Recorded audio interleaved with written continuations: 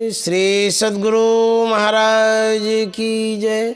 श्री सद्गुरु महाराज की जय। विद्यानंद बाबा best channel पर आप सभी श्रोताओं का सम्मान है, स्वागत है। आप सभी इस चैनल से परमाराध्य के प्रवचनों को सुनते आ रहे हैं। आपकी सेवा में प्रवचन की कड़ी को बढ़ाते हुए सत्संग सुधा वचनामृत भाग चतुर्थ से पाठ करने जा रहे हैं। स्वर स्वामी विद्यानंद जी महाराज का है। बिंदु नाद उपासना। बंदो गुरुपद कंज कृपा सिंधु नर रूप हरि महामोहतम पुंज जासु बचन रवि कर निकर। प्यारे लोगों, गुरु नानक साहब ने कहा है, धरती उपाय धरी धर्मशाला उत्पत्ति पर लो आप निराला। इस धरती को उन्होंने धर्मशाला कहा है। इस धरती पर हम लोग आते हैं, रहते हैं और चले जाते हैं। यह मकान तो नहीं है, धरती है। लेकिन धरती नहीं रहे तो मकान कैसे बने? वह धरती धर्मशाला है और हम लोग यहाँ ठहरे हुए हैं, आते जाते हैं। यही आना जाना आवागमन का चक्र है। इस आवागमन के चक्र से कौन छुड़ाएगा? कोई कहे कि ईश्वर छुड़ाएंगे। ईश्वर तो अपने अंदर ही हैं। क्यों न वे कहते कि यह करो या वह करो। हाँ, ईश्वर कृपा से ही संत लोग आते हैं, वे ही यत्न बतलाते हैं, जिससे आवागमन छूटता है।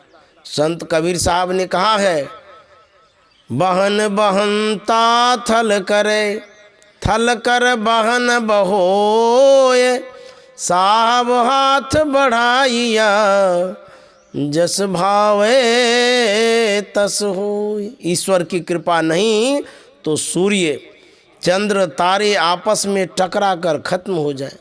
ईश्वर की कृपा से ही नियम पूर्वक ये सब चलते हैं। ईश्वर की कृपा से संत लोग होते हैं, वे ही गुरु होते हैं। और जो साधन होना चाहिए, उसकी जो युक्ति है, वह वे बतला देते हैं। वे कहते हैं कि ऐसा करो, तब जहाँ पहुँचना चाहिए वहाँ पहुँचते हैं। इसीलिए गुरु को ईश्वर से भी बड़ा कहा गया है। गुरु हैं बड़े गोविंद ते, मन में देख विचार, हरि सुमरे तो वार है, गुरु सुमरे तो पार। संत कबीर साहब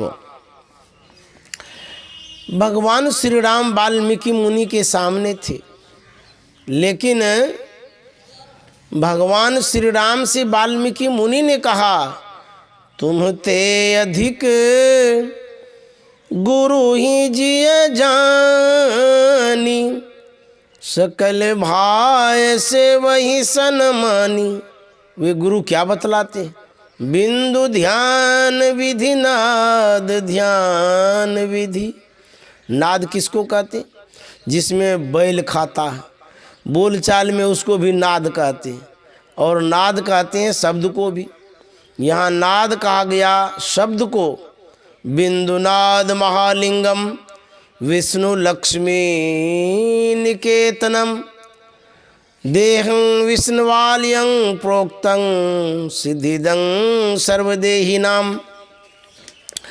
योग शिखोपनिषद। अर्थात बिंदुनाद महालिंग है और शिव शक्ति का घर है। इस देह को शिवालय कहते हैं। सभी प्राणियों को इसमें सिद्धि मिलती है। बिंदुनाद महालिंगम विष्णु लक्ष्मी निकेतनम, देहं विष्णुवाल्यं प्रोक्तम सिद्धिदम सर्वदेहिनाम। योग शिखोपनिषद। अर्थात बिंदुनाद रूप जो महालिंग है, वही विष्णु और लक्ष्मी का घर है। इस देह को विष्णु मंदिर ठाकुरबाड़ी कहते हैं। सभी प्राणियों को इसमें सिद्धि मिलती है। जो बिंदु नाद की उपासना करते हैं शिव शक्ति से रक्षित हो जाते हैं। जो बिंदु नाद की उपासना करते हैं वे विष्णु लक्ष्मी की उपासना करते हैं। उनको खाने पीने की कमी नहीं होगी, उनको खाने पीने की कमी नहीं रहती। यथार्थ में बिंदु कहते किसको हैं? जिसका स्थान है परिमाण नहीं। रेखा गणित में जिस बिंदु के बारे में पढ़ते हैं उसको तो मान लेते हैं, यथार्थ बिंदु वह नहीं है। दोनों आँखों की दृष्टिधारों को एक जगह स्थिर करो, बिंदु झलक जाएगा। यह आँख बंद करके करो, अंधकार रहने नहीं पाएगा। बंद कर दृष्टि को फेरी अंदर करे, घट का पाठ गुरुदेव खोले। कबीर साहब, बिंदु और नाद की उपासना करने से शिव शक्ति भी रक्षा करते हैं और विष्णु लक्ष्मी भी पालन पोषण करते हैं। राम कहो या कृष्ण कहो, ये भी रक्षा करने लगते हैं। गुरु कैसा कहे, गुरु जैसा कहे वैसा करो। दोनों दृष्टिधारों को एक जगह स्थिर करके रखो। बिंदु उपासना होगी, लेकिन कहाँ करो? गुरुगम्य है। इसलिए हम लोग जो संत स्तुति करते हैं उसमें कहते हैं बिंदु नाद विधि नाद ध्यान विधि, बिंदु ध्यान विधि नाद ध्यान विधि, सरल सरल जग में परचारी। आप जाइए जहाँ कथा पुराण बहुत होते हैं, लेकिन उसमें बिंदु और नाद ध्यान कहाँ कहाँ होता है सो देखाइए। मैं यह नहीं कहता कि और कहीं नहीं है। बिंदु और नाद की उपासना जहाँ नहीं है वह संतमत नहीं है। इसका संकेत वेद उपनिषद में है, संतों के ज्ञान में है। मैंने भी अपने गुरु से जाना है। ऊपर उठाने वाला यदि कोई ध्यान है तो वह बिंदु ध्यान और नाद ध्यान है। जो गुरु बिंदु और नाद ध्यान की जानकारी नहीं रखते तो समझना चाहिए कि वे गुरु नहीं है। कृष्ण भगवान की मूर्ति है, श्री राम भगवान की मूर्ति है, देवी माई की मूर्ति है, गुरु महाराज की मूर्ति है। सबको टुकड़े टुकड़े करो तो कितने टुकड़े करोगे? सबसे जो सूक्ष्म होगा वह बिंदु होगा, उसका स्थान रहेगा लेकिन परिमाण नहीं होगा। इसके ध्यान में जो आता है तो इतनी एकाग्रता होती है कि वह एकाग्रता बाहर के लिए अंधा बना देती, बाहर सुनने के लिए वह एकाग्रता बहरा बना देती है। तब अंदर में जो देखता है वह ब्रह्म ज्योति और अंदर में सुनने में जो आता है वह है ब्रह्मनाद।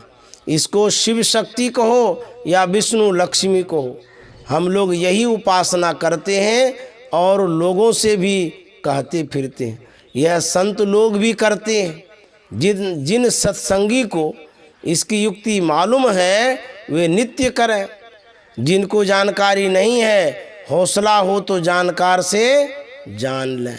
हम लोगों को बुलाया है तो यहाँ के धर्म प्रेमियों को चाहिए कि इस पर खूब ध्यान दें कि बिंदु ध्यान और नाद ध्यान क्या हुआ। वैसे पैसे खर्च करने वाले बहुत हैं, केवल पैसे खर्च करने से क्या लाभ होगा? सुनिए और उसको आचरण में लाइए तो पूरा लाभ होगा। श्री सद्गुरु महाराज की जय। संत सद्गुरु महर्षि में ही परमहंस जी महाराज का यह प्रवचन रांची नगर में दिनांक 28 अप्रैल 1979 ईस्वी के रात्रि काल में हुआ था। श्री सद्गुरु महाराज की जय।